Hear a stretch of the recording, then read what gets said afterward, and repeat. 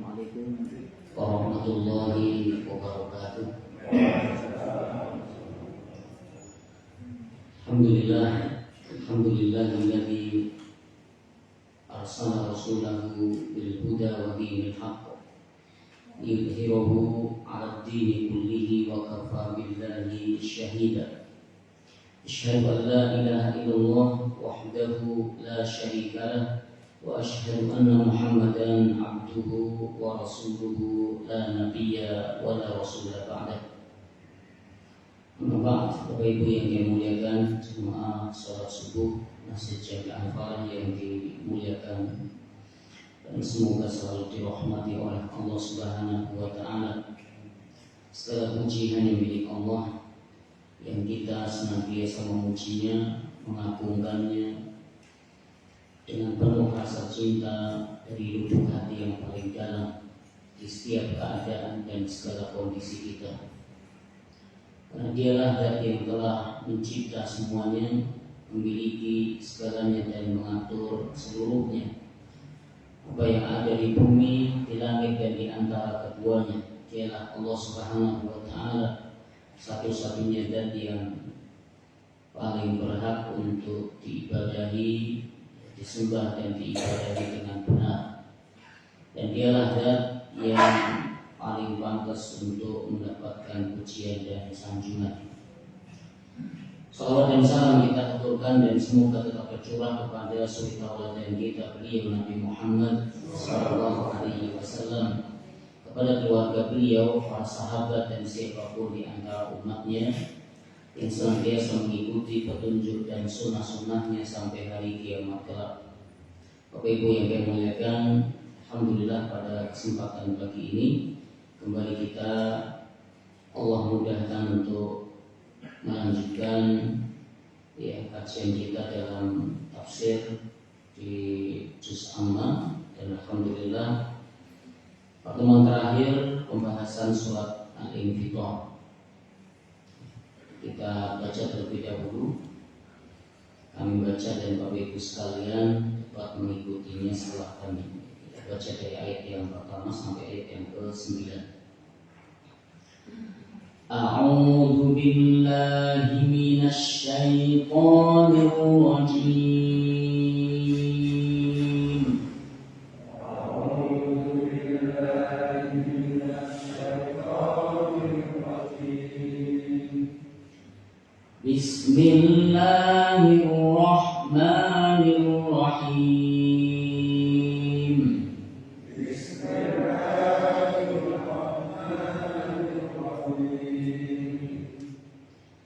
Idza as-samaa'u fatarat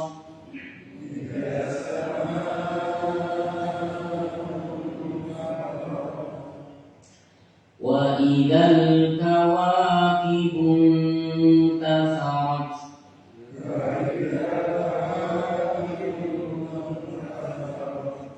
Ada kata intatharat dengan dua harokat. Wa idzal kawakibu intatharat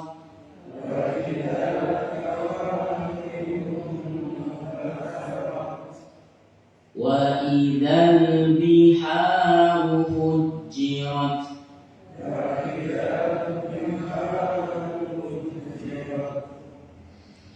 wa idzal quburu bu'thirat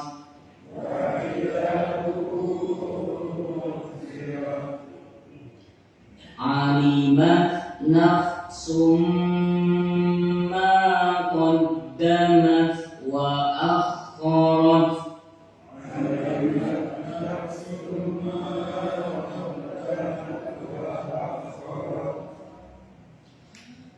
Ya ayyuhal insanu ma gharraka bi rabbikal karim.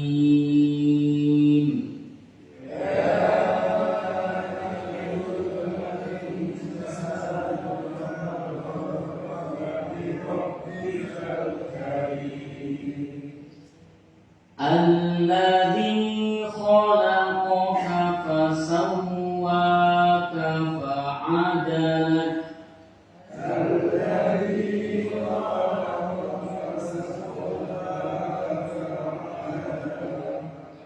fi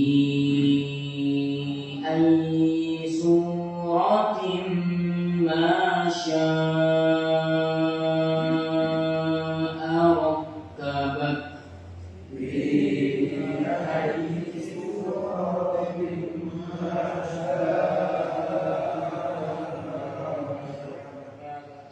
Kalla bal tukadzibuna biddin.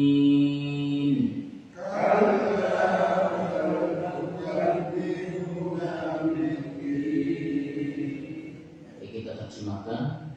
Bismi, dengan nama Allahi, Allah, Ar-Rahmani,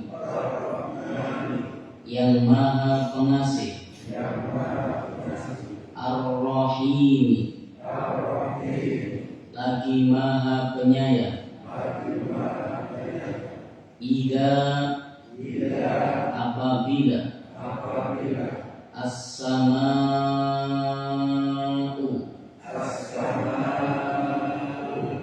langit, Infaqarat, terbelah. Wa ida, dan apabila, Al-kawakibu, bintang-bintang, Intasarat, berjatuhan. Wa ida, dan apabila, Al-biharu, lautan, Ujirat, meluap. Wa ida, dan apabila, Al-kuburu, kuburan-kuburan, Bu'thirat, dibongkar. Alimat, akan mengetahui. Nafsun, setiap jiwa. Ma qaddamat, apa yang telah dikerjakan. Wa akharat, dan yang dilalaikannya. Ya ayyuha, wahai. Al-insanu, manusia. Ma gharraka, apa yang memperdayakanmu. Bi rabbika, sehingga kamu durhaka kepada Rabbmu. Al-karimi, zat yang maha mulia. Alladzi, yang khalaqaka, telah menciptakanmu. Fasawwaka, lalu menyempurnakanmu. Fa'adala, lalu membuatmu seimbang. Fi ayyi suratin, dalam bentuk apa saja. Masya'a, apa yang Allah kehendaki. Rakkaba, di dalam menyusun tubuhmu. Kalla, sekali-kali tidak. Bal, bahkan. Tukadzibuna, kalian mendustakan. Biddini, dengan hari pembalasan.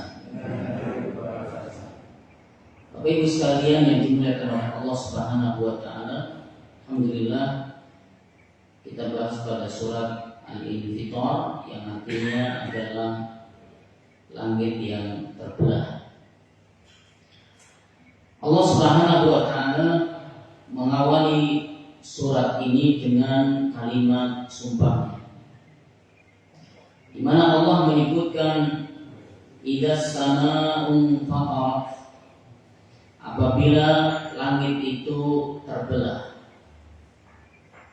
wa idzal kawakibu intatharat, dan apabila bintang-bintang itu berjatuhan, wa idzal biharu fujirat, dan apabila lautan itu meluap.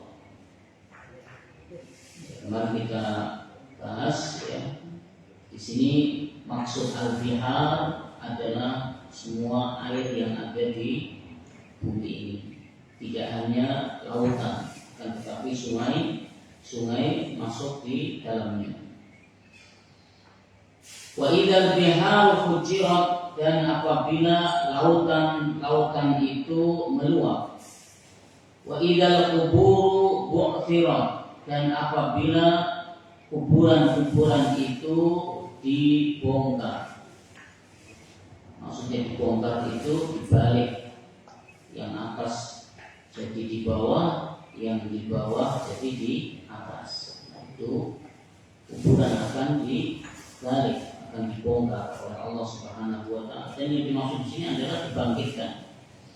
Jadi penghuni kubur itu akan dibangkitkan pada saat ditiupnya sangkakala.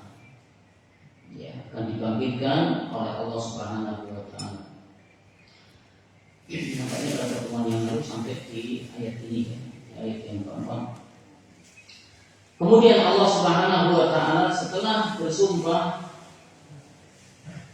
dengan 4 ayatnya, lalu Allah menyebutkan alimat nafsum ma qaddamat wa akhar.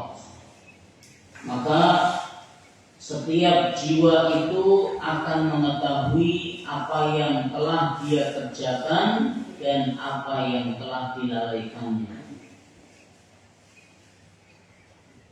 Ma qaddamat wa akharat, apa yang telah dikerjakannya dan apa yang dilalaikannya. Ini ada 3 penafsiran para ulama. Yang pertama adalah setiap jiwa itu akan mengetahui setiap keburukan yang pernah dia lakukan di dunia.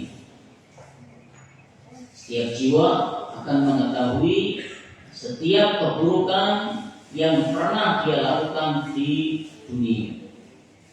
Allah akan memperlihatkan di hadapannya.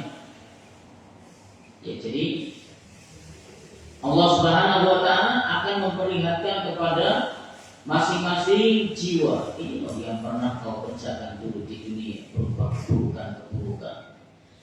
Dan setiap keburukan sekecil apapun Allah akan memperlihatkannya. Dan bahkan tidak hanya bentuk keburukannya, tapi bentuk balasannya pun akan Allah perlihatkan. Ya. Jadi bentuk balasannya itu akan Allah perlihatkan. Setiap keburukan, ya, setiap keburukan pasti ada balasannya. Dan itu akan diperlihatkan oleh Allah Subhanahu wa taala.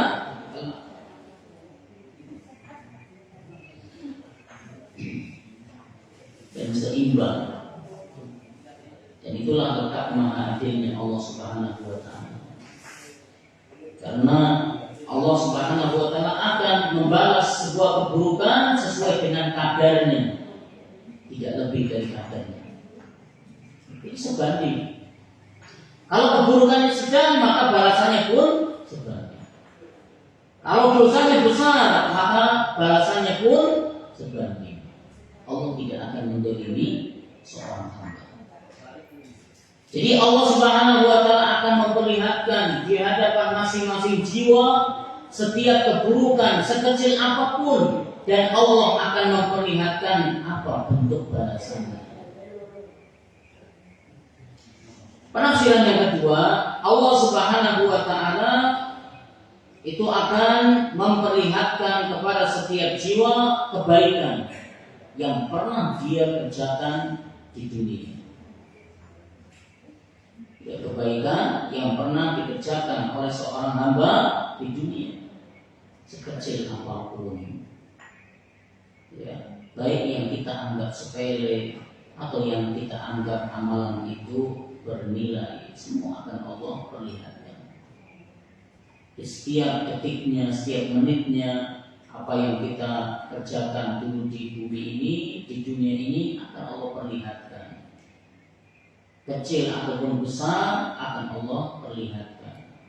Sehingga jiwa ini akan melihatnya. Oh, kita ingat hari Jumat, hari Selasa, hari Rabu, apa yang kita kerjakan, itu semua akan Allah perlihatkan. Dan tidak hanya catatan amal yang buruk, yang baik, yang Allah perlihatkan, namun Allah akan memperlihatkan balasannya. Yang buruk ada balasannya, yang baik ada balasannya. Itu akan Allah perlihatkan. Oleh karenanya Allah Subhanahu wa taala berfirman di dalam surat Az-Zalzalah, "Faman ya'mal mithqala dzarratin khairan yarah." Maka barang siapa yang beramal, berbuat sekecil apapun, walaupun itu sekecil dzarrah. Sebagian mengartikan biji atom, menunjukkan sangat kecil. Sebagian ulama menafsirkan ayat ini seperti benda yang paling kecil yang tidak mungkin lagi bisa dibagi. Artinya bahwa sekecil apapun amal itu pasti akan diperlihatkan oleh Allah kelak di hari kiamat nanti. Baik itu dalam bentuk kebaikan atau dalam bentuk keburukan. Faman ya'mal mithqala dzarratin khairan yarah. Maka barang siapa yang beramal sebesar apapun, sekecil apapun, pasti akan melihatnya. Dan barang siapa yang beramal keburukan sekecil apapun, maka pasti akan melihatnya. Sedangkan penafsiran yang ketiga, maqaddamat, apa yang telah lalu, apa yang telah lalu, wa akharat, dan apa yang dilalaikan. Maksudnya apa? Maksudnya adalah amal soleh yang dikerjakan saat di dunia dan pahala amal soleh yang mengalir saat dia telah meninggal dunia. Itu akan diperlihatkan oleh Allah Subhanahu wa taala. Alimat nafsum ma qaddamat wa akharat, akan mengetahui, setiap jiwa akan mengetahui apa yang telah dikerjakannya saat dia masih hidup dan apa yang dia dapatkan, amalan yang terus mengalir saat dia telah meninggal dunia. Apa maksudnya? Amal jariah. Amal jariah. Di amal jariah itu akan diperlihatkan oleh Allah Subhanahu wa taala. Walau dia itu sudah meninggal dunia, namun amalan yang mengalir terus akan Allah perlihatkan. Dan Nabi Shallallahu Alaihi Wasallam menyebutkan dalam hadis dari Abu Hurairah radhiyallahu anhu yang diriwayatkan oleh Imam Muslim, baginda Nabi Shallallahu Alaihi Wasallam bersabda, "Idza matal insan," apabila manusia itu meninggal dunia, in qata'a amaluhu, maka akan terputus amalnya, illa min salasatin, kecuali 3 hal. Yang pertama, min shadaqatin jariyatin, sedekah yang sifatnya jariyah. Jariyah itu berasal dari kata jaro yajri. Jaro yajri, lari, berjalan. Maka jariyah, sifat sedekahnya ini, amal sedekahnya ini terus mengalir. Jariyah, mengalir.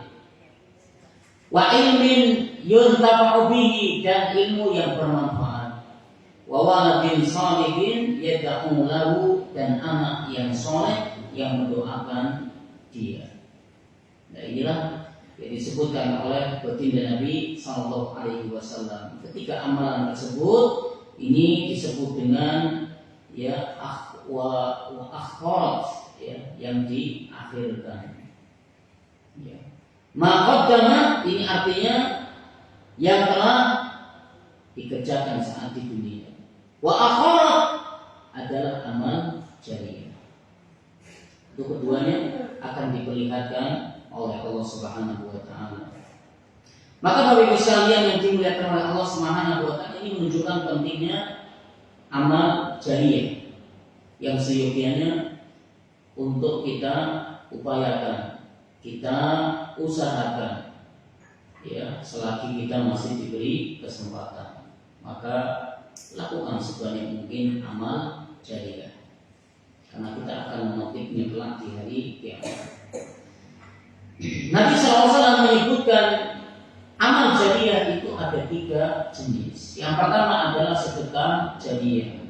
Apa itu sedekah jariyah? Sedekah jariyah ini bisa dalam bentuk wakaf pembangunan masjid, ya, wakaf tanah untuk masjid, untuk pesantren, untuk panti asuhan yang dalamnya untuk pendidikan keislaman, atau wakaf, ya, pembangunan untuk sekolah-sekolah pendidikan keislaman, ataupun kemudian yang lebih kecil dari itu, ya, bisa kita membeli mushaf Quran, ya, untuk seorang yang membutuhkan, atau untuk anak-anak yang sedang studi di pondok pesantren menghafal Quran. Maka setiap, ya, mereka membaca Al-Quran dari pemberian kita, pahala akan terus mengalir. Ya, setiap masjid yang dipakai di situ untuk sholat 5 waktu, untuk pengajian, untuk membaca Al-Quran, maka orang yang wakaf itu akan terus dapat pahalanya, walau ia telah meninggal dunia. Begitu pula bentuk yang lain, bentuk yang lain adalah mungkin kita tidak bisa menulis, namun kita membiayai untuk mencetak buku yang manfaat. Lalu buku itu diwakafkan, dibagi-bagi. Maka setiap, ya, buku itu dibaca oleh sang pemiliknya, maka kita yang wakaf, yang mencetakkan buku itu mendapatkan ganjaran pahalanya terus mengalir. Ya, seorang misalnya sedekah karpet untuk sholat di masjid, maka selagi karpet itu terus dipakai dapat pahalanya. Orang misalnya, ya, menulis, ya, tulisan yang mungkin tidak diberi kelebihan dari sisi harta, namun diberi kelebihan dari sisi yang lain, ya, maka dia bisa memanfaatkannya. Atau orang misalnya diwakaf sumur, yang buatkan sumur, orang yang butuh sumur, yang belum punya, atau untuk lembaga-lembaga keislaman buatkan sumur, maka setiap kali sumur itu termanfaatkan oleh mereka, kita dapat pahalanya yang terus mengalir. Atau kemudian dalam bentuk yang lain, ya, kita misalnya tanaman, kita wakaf tanaman, sedekah tanaman, maka tanaman itu berbuah, maka terus berbuah. Dari tanaman itu buahnya dimanfaatkan oleh banyak orang, maka selama tanaman itu masih ada dan bisa dimanfaatkan oleh banyak orang, maka selama itu pula pahalanya akan terus mengalir. Nah, ini yang disebut dengan pahala jariyah. Atau misalnya begitu pula sedekah dalam bentuk makanan, minuman untuk anak-anak yang sedang belajar di belajar keislaman misalnya, maka tumbuh kembangnya mereka, darah dan daging mereka dari makanan hasil sedekah kita. Ya, maka setiap kali mereka berbuat kebaikan, insya Allah pun kita dapat pahalanya.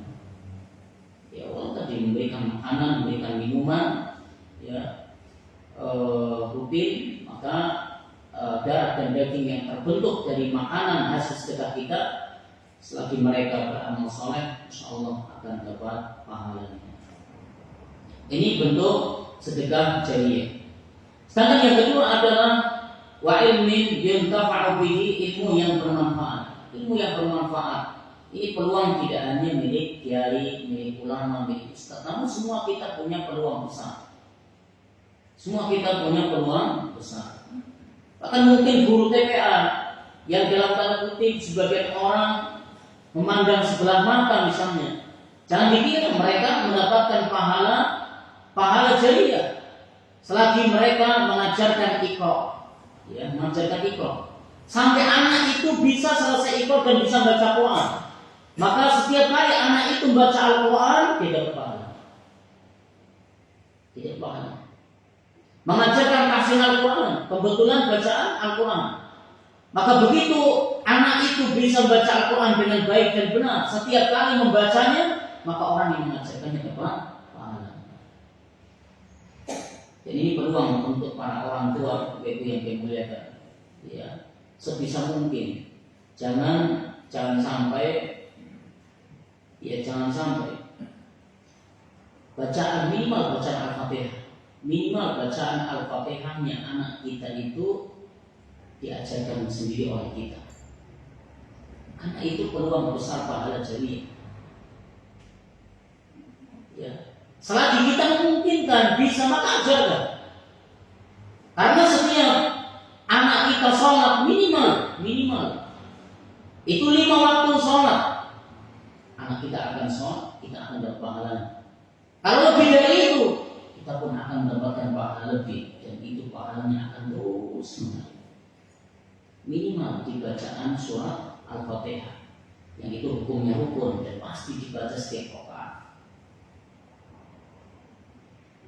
Jadi terkadang kita ini punya peluang besar, namun tidak termanfaatkan dengan baik. Kita memilih masrahkan ke orang lain, yang dalam kata lain kita lebih memilih pasrah bokoan. Pokoknya pasrah bokoan, guru TPA, pasrah bokoan, guru ngaji. Dia dapat pahala mengalirnya dari Al-Fatihah yang diajarkan kepada anak kita. Dia dapat pahala mengalirnya dari setiap anak kita bisa membaca Al-Quran karena dia tidak pahala mengalirnya. Jadi sekali lagi, ini peluang bukan hanya milik milik pendidik, ya dalam arti guru ataupun yang lain semisalnya. Namun ini peluang besar itu ada pada diri kita. Ini untuk anak kita. Bapak Ibu sekalian yang dimuliakan, ini ilmu yang bermanfaat. Atau hal yang kecil lah misalnya. Kalau mungkin itu bukan bentuknya baca Al-Quran, kita tidak punya kemampuan di situ misalnya.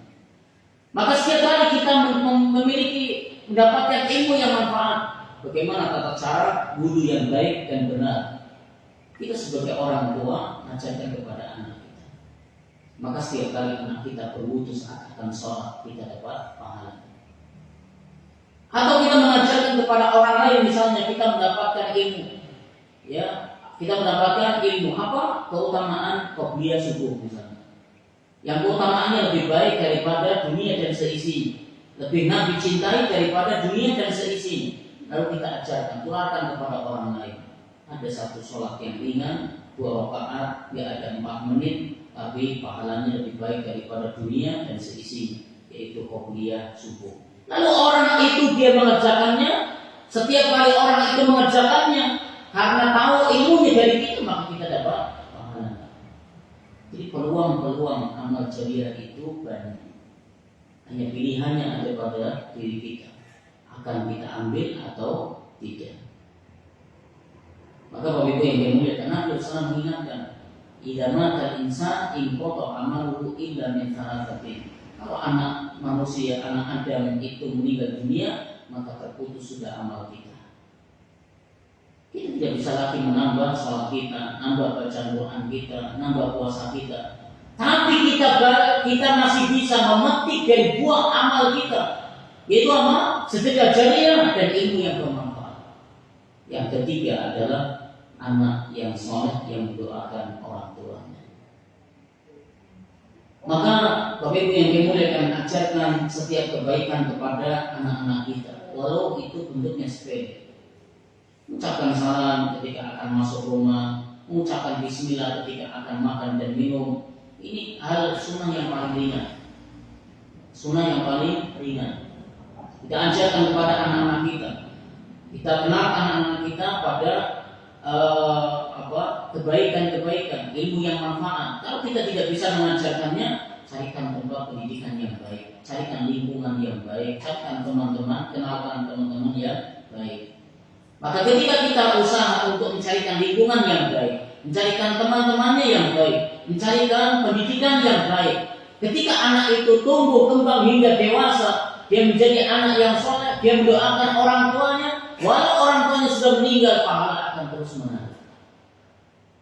Maka peluang pahala jariah ini ada pada tiga ini: sedekah jariah, ilmu yang bermanfaat, dan anak yang soleh. Jangan sampai sebaliknya. Apa kebalikannya? Dosa jariah. Dosa jariah yang seringkali dilarikan oleh kita adalah kita mengingat amal jariah, namun kita lupa ternyata ada dosa jariah. Ternyata ada dosa jariah. Disadari atau tidak disadari, dosa jariah itu terus ada. Bapak Ibu yang dimuliakan, ketika seorang mengenalkan dunia gelap kepada orang lain, lalu orang yang dikenalkan oleh dia ternyata menggelutinya, dia ternyata mengenal lebih dalam, maka setiap kali dia melakukan di dunia kegelapan itu, maka orang yang mengenalkan pertama kali dia dapat dosa jariah, dosa yang mengalir, walau dia sudah meninggal dunia.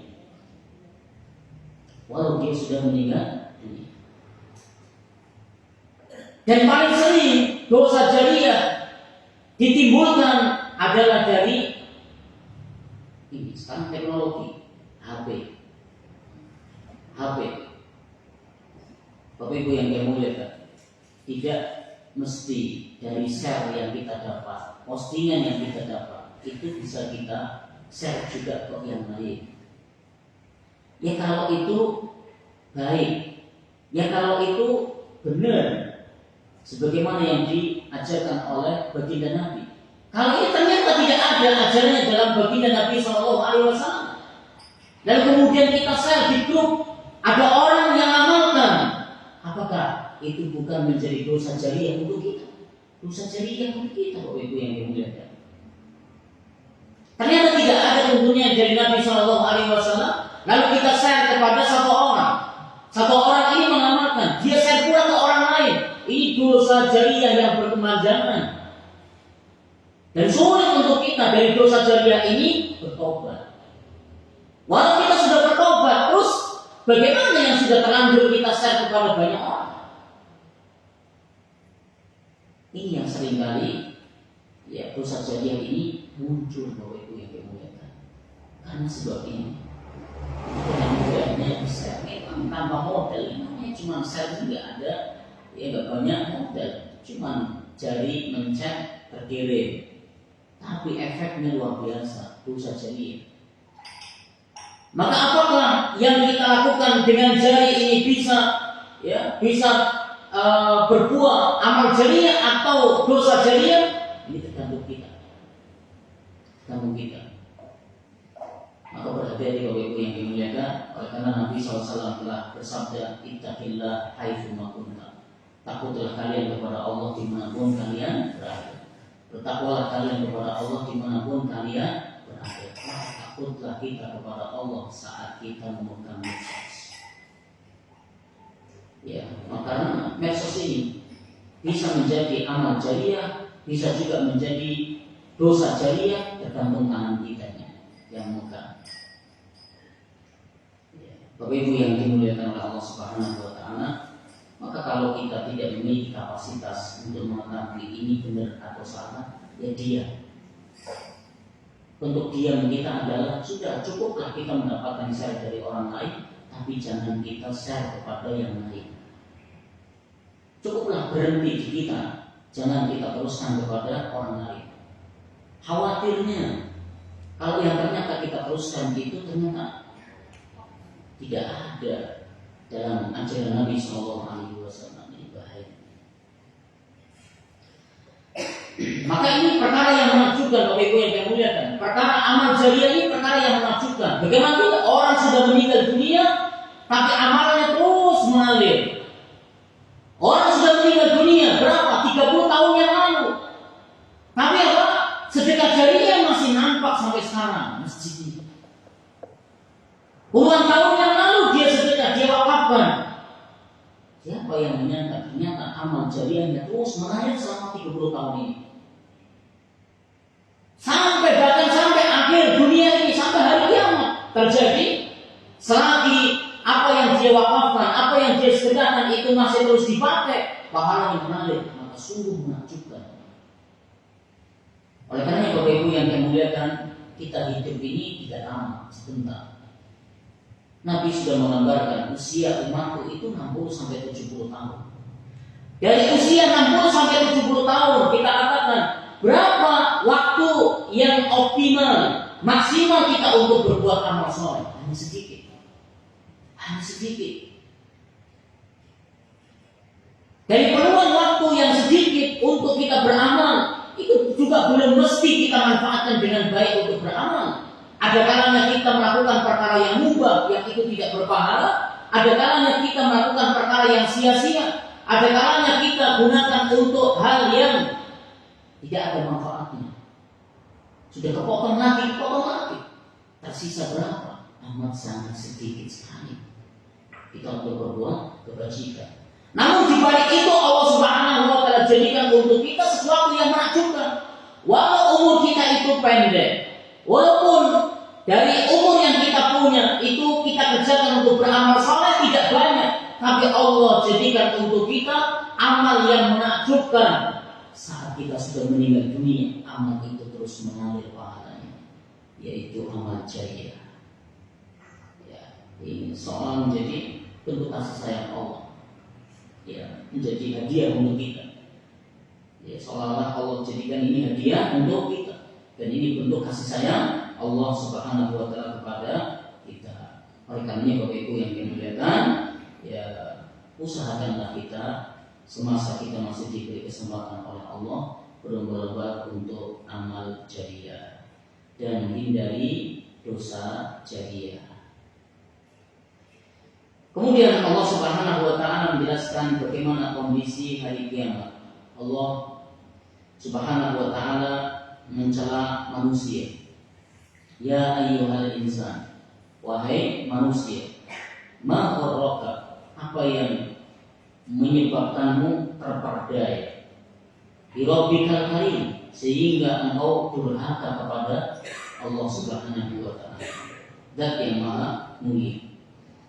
Perhatikan dalam ayat ini Bapak Ibu yang dimuliakan, al-insan itu maknanya umum, manusia, yang berarti siapa saja. Tapi kembali pada ayat ini, surat ini diturunkan oleh Allah Subhanahu wa taala Makkiyah, di kota Makkah sebelum Nabi hijrah ke kota Madinah. Yang berarti apa? Konteksnya dalam ayat ini ditujukan kepada orang-orang musyrik Makkah. Jadi makna khususnya apa? Ini ditujukan untuk orang-orang musyrik Mekah. Makna khususnya. Sedangkan makna umum adalah kepada seluruh manusia yang durhaka kepada Allah Subhanahu wa taala.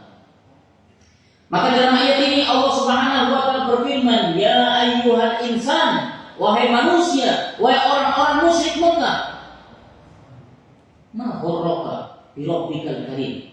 Apa yang menyebabkan engkau terperdaya sehingga engkau durhaka kepada Rabb yang Maha Mulia? Kenapa Allah Subhanahu wa taala di sini menyebutkan bi rabbikal karim, Rabbmu yang Maha Mulia? Allah tidak menyebutkan bi ahlikal karim, bi alihatal karim.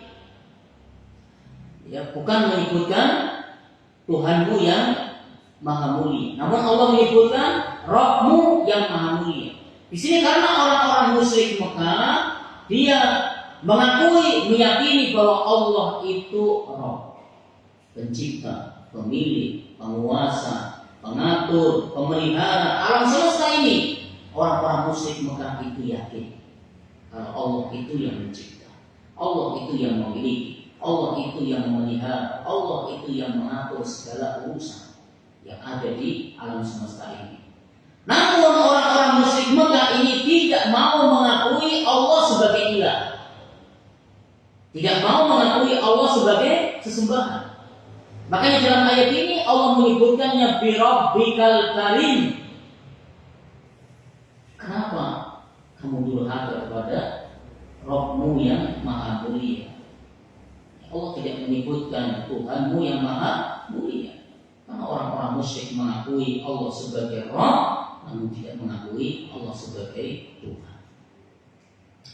Adapun sebagian orang-orang musyrik zaman sekarang ini, dua-duanya tidak mengakui pencipta, nggak mengakui yang mengatur, juga tidak mengakui sesembahan. Bisa dikatakan orang-orang ini lebih parah daripada orang musyrik di zaman jahiliyah.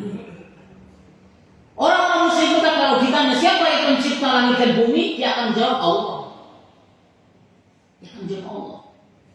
Artinya mereka ini mengakui yang memberi rezeki Allah, yang mencipta Allah, yang mengatur Allah. Hanya satu, dia tidak mengakui Allah sebagai sesembahan. Ini Bapak Ibu yang dimuliakan. Al-Imam Ibnu Katsir rahimahullah taala menyebutkan di dalam tafsirnya, "Inna ata bismihil karim." Kenapa Allah Subhanahu wa taala menamakan dalam ayat ini pada dirinya Al-Karim? Al-Karim ini artinya Maha Mulia, Maha Baik. Apa alasannya kata Imam Ibnu Katsir? Liyunabbiha ala annahu la yanbaghi ayyuqabal al-karim bil af'alil qabihah wal a'malil fujur. Karena ketika Allah menyebutkan Al-Karim, Maha Mulia, Maha Baik, maka tidak seyogianya manusia menjadikan Allah pada perkara-perkara yang buruk.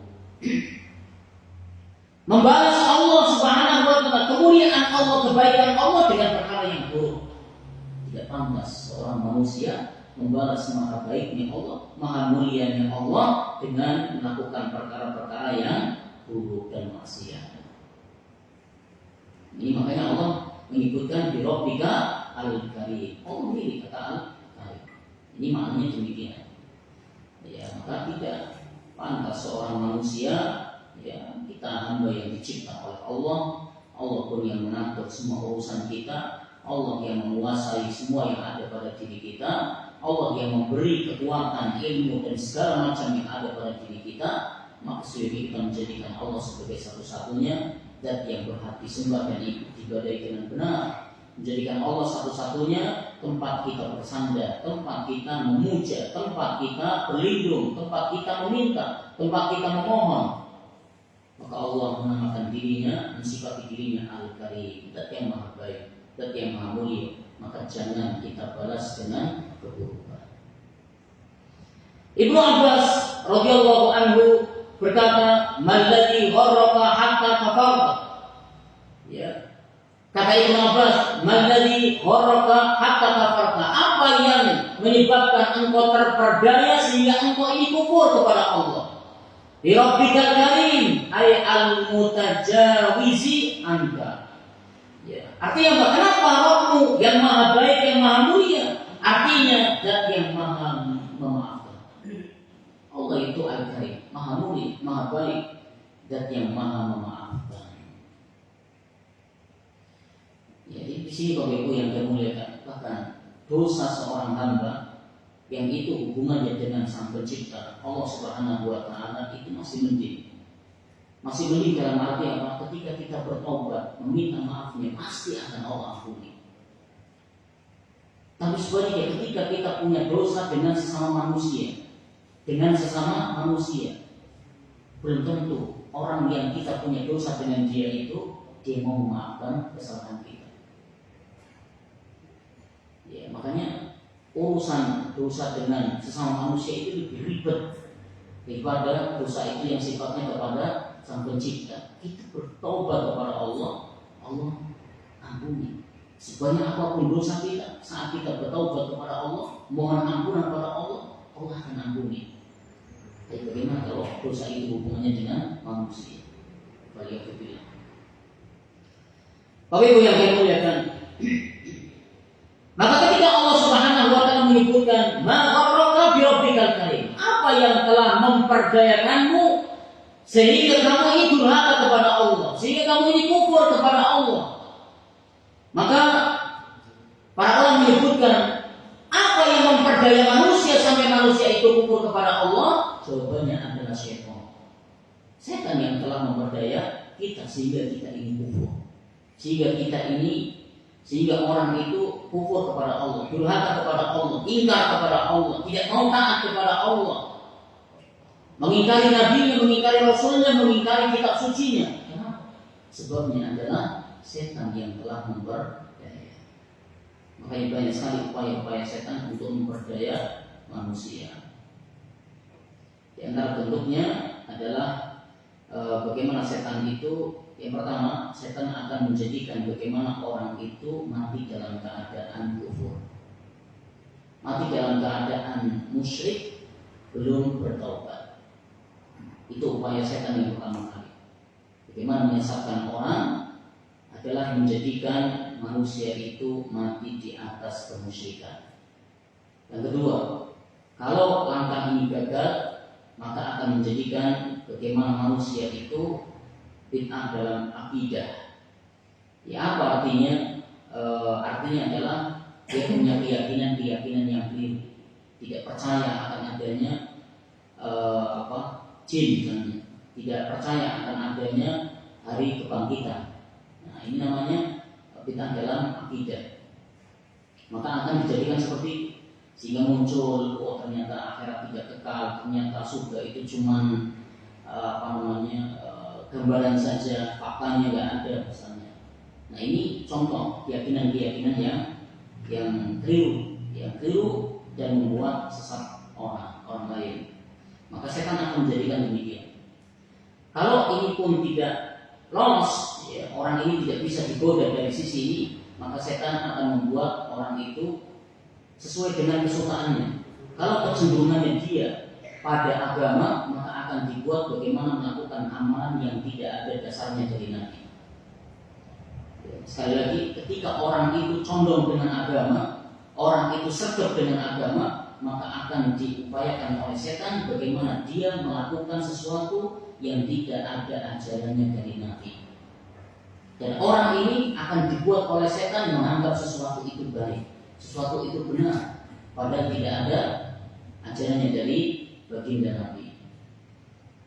Tapi kalau orang ini kesukaannya nggak senang pada agama, ya, nggak senang pada agama, artinya jarang ya ikut pengajian, jarang ke masjid, sholat pun ya jarang-jarang, nggak hanya bolong-bolong, namun ya sesekali cuman dia sholat, dan kecenderungan dia adalah pada kemaksiatan, maka orang ini akan dibuat oleh setan bagaimana dia bisa jatuh pada dosa-dosa besar.